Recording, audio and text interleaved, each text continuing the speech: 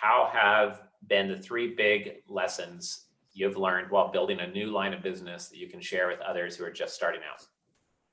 Absolutely. Thank you, Richard. I'd say the first lesson learned on my end throughout my tenure at the beach company has been really setting up and establishing processes early and upfront, and giving those processes the credence to scale and scale them quickly. So whether it be a various proprietary model that we've established, or a KPI measuring tool of some sort, or if it's actually setting up the renovation process that we're going to deploy on that particular investment, setting that process up early, well before we close, is critical. And I'd also say that COVID, in the environment that we're in today, has really amplified the need to dial in those systems even furthermore. So as we continue working remotely and collaborating via Zoom and Skype and everything in between, it's that much more critical to establish that on the onset.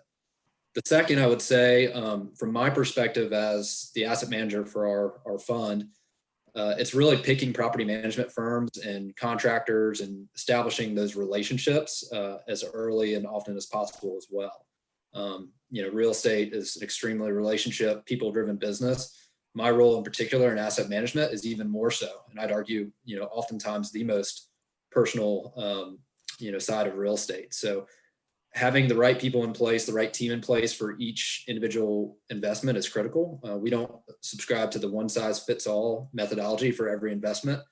We really try to set up the correct team and the correct partners on each side of the asset management platform that we're going to deploy. So that'd be number 2. Number 3, I'd also say the importance of collaborating with our acquisitions team early and often in the underwriting process is very, very key to what we do.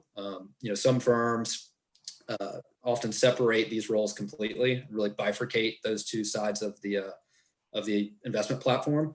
We don't do that on our team. We work together as much as possible on the front end, so that when asset management takes over the investment upon closing, it's that much more further along in the process. All the assumptions are understood, and asset management's very comfortable with those assumptions on the front end before takeover.